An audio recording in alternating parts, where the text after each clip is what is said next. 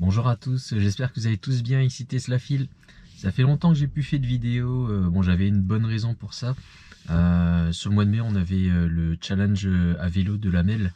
Et donc je me suis dédié corps et âme à ce challenge. Et donc j'ai pu faire 2200 km durant le mois de mai, en plus de mon travail. Et donc forcément j'avais un petit peu moins de temps pour faire les vidéos. Donc là bon, je suis revenu et je vais parler alors... il y a deux sujets sur lesquels je voulais m'attarder. Le premier, c'est concernant Shanghai, la vie à Shanghai. Donc indirectement également donc la Gigafactory de Shanghai. Et en deuxième partie, en fait, c'est qu'en sera-t-il de nos livraisons, parce que comme vous savez, moi aussi j'ai une Model 3 hein, qui est en attente de livraison normalement pour le mois de mai. Et en fait, comme qu'on a pu le constater hein, pour certains sur leur application, on annonce maintenant des dates entre novembre, décembre et janvier de cette année. Donc un décalage de plusieurs mois, pour moi de plus de 6 mois. Et donc bon voilà. Donc on attaque tout de suite. C'est parti. Donc premier point concernant la vie de Shanghai. Donc j'ai pu avoir confirmation hein, par mes proches, des amis, etc. Donc que la vie à Shanghai a repris son cours aujourd'hui, donc 1er juin. En fait, les 10 derniers jours hein, à Shanghai, les gens ont pu ressortir en fait de leur résidence, de leur compound. Ils continuent à se faire tester, mais ils ont la possibilité de sortir et de se déplacer, donc soit à pied, soit à vélo, soit en scooter, etc. Mais pas de voiture. Et donc là, depuis le 1er juin, les gens peuvent recirculer en voiture, peuvent reprendre le travail également. Donc il n'y a pas forcément du télétravail, etc. Les gens peuvent à nouveau aller acheter à manger à des tarifs normaux. Donc la vie a repris normalement, on va dire. Auparavant, en fait, pour se faire livrer à manger, ça coûtait une fortune. La nourriture, en fait, ils pouvaient pas se la faire livrer. C'était, comme je vous avais montré dans une précédente vidéo, le gouvernement, Shanghai qui leur fournissait la nourriture. Donc en fait, ils pouvaient pas choisir ce qu'ils mangeaient. Ils recevaient parfois des fruits et légumes, parfois de la viande, un peu de tout et de n'importe quoi. Et donc ils devaient faire au mieux avec ce qui était donné par les rations. Voilà, donc ça c'est une bonne nouvelle parce que ça signifie aussi que les gens vont pouvoir retourner travailler, y compris donc pour la Gigafactory donc de Shanghai qui a accumulé beaucoup de retard parce que sur tous les 3 derniers mois, donc de fin mars, tout le mois d'avril et mai, en fait il y a eu des grosses complications pour produire les modèles 3. Donc au lieu d'en produire habituellement plus de 60 000, faut prendre en compte en fait à peu près 2000 véhicules par jour. Donc sur un mois, ça fait bien à peu près 60 000 véhicules. Là, il y avait beaucoup moins qui avaient été produits, puisqu'on était plutôt entre 200 sur certaines journées, et plutôt en moyenne à 1000 véhicules par jour, depuis que la Gigafactory de Shanghai a rouvert en fait. Avant qu'elle soit réouverte, elle était complètement fermée, donc il y avait personne qui pouvait produire quoi que ce soit dans l'usine. Voilà, donc la production reprend son cours et donc ça permet de faire le lien avec la deuxième partie de cette vidéo. Moi, ce que je voulais vous montrer, je l'ai envoyé là dans un post que j'ai mis sur mon compte. C'est donc ici, moi j'ai une nouvelle date de livraison sur ma voiture, donc qui est prévue pour le 1er décembre jusqu'au 15 janvier 2023. Sachant qu'à la base, la livraison était prévue pour le mois de mai. Et si je regarde, en fait, ce qui est assez surprenant, c'est ça. C'est la voiture que moi j'avais commandée pour livraison février 2023. J'ai aussi une date pour le 20 décembre jusqu'au 3 février. Donc là, par contre, c'est comme si j'avais une date qui avait été avancée, puisque à la base, moi, je vais être livré en février. Et donc là, je pourrais avoir mon véhicule vraiment tout début février, ce qui m'étonnerait, parce que il y a un décalage mécanique. Hein. Et donc moi, mon avis sur la situation actuelle, c'est que aujourd'hui, Tesla a mis à jour beaucoup de dates, parce que beaucoup de gens en fait avaient encore la livraison pour le mois de mai sur l'application. Aujourd'hui, on est le 1er juin. Et ce qui s'est passé en fait, c'est que ils n'avaient pas le choix, ils ont dû mettre une nouvelle date pour tout le monde. et donc ils sont pas trop embêtés.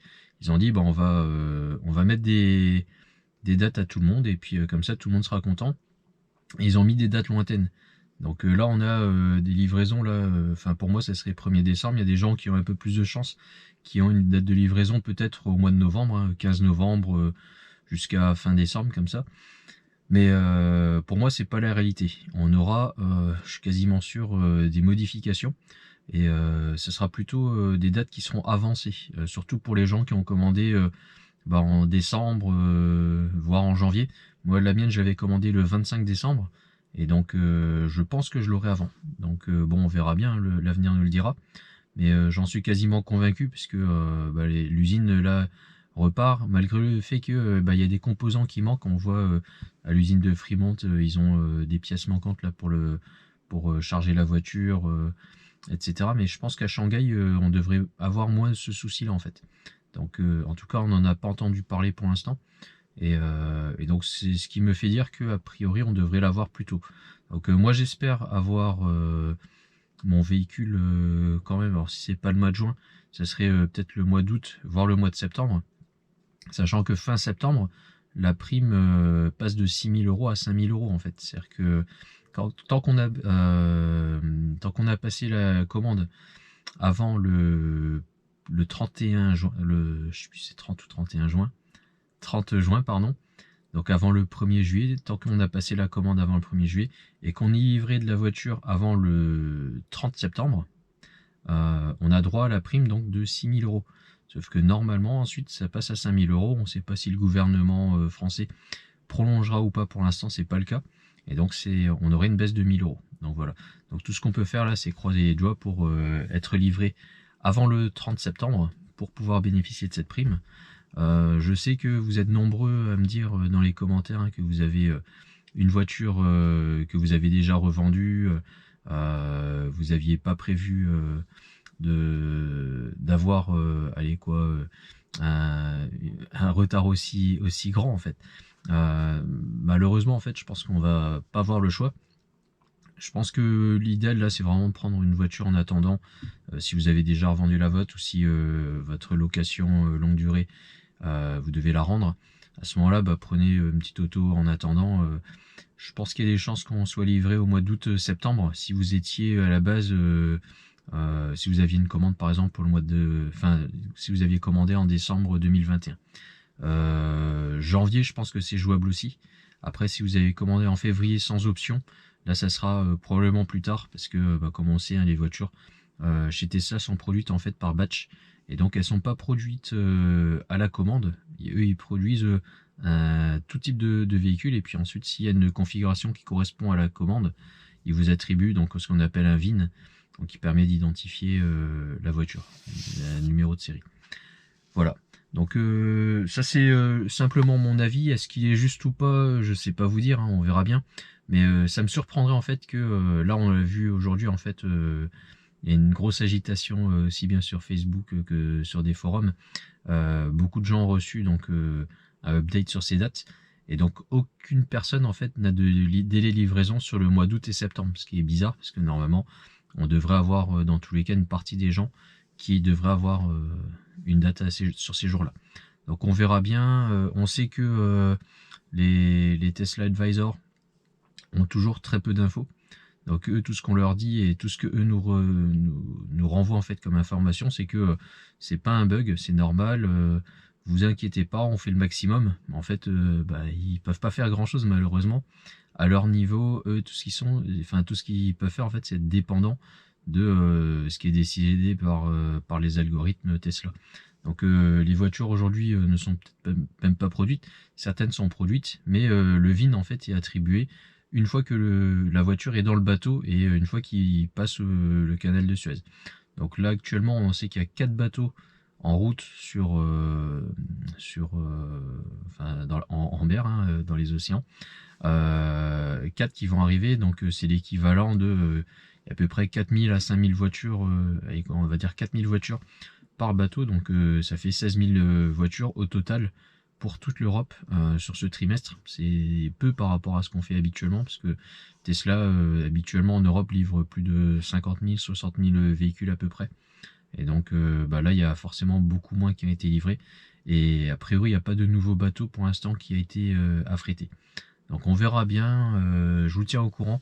En tout cas, dès que j'ai des infos. Voilà, à très bientôt. Au revoir. N'oubliez pas de mettre des commentaires. Remontez-moi les infos. Moi, je suis preneur de tout ça. Je vais à la pêche aux informations et puis je vous tiens au courant. À plus tard, au revoir.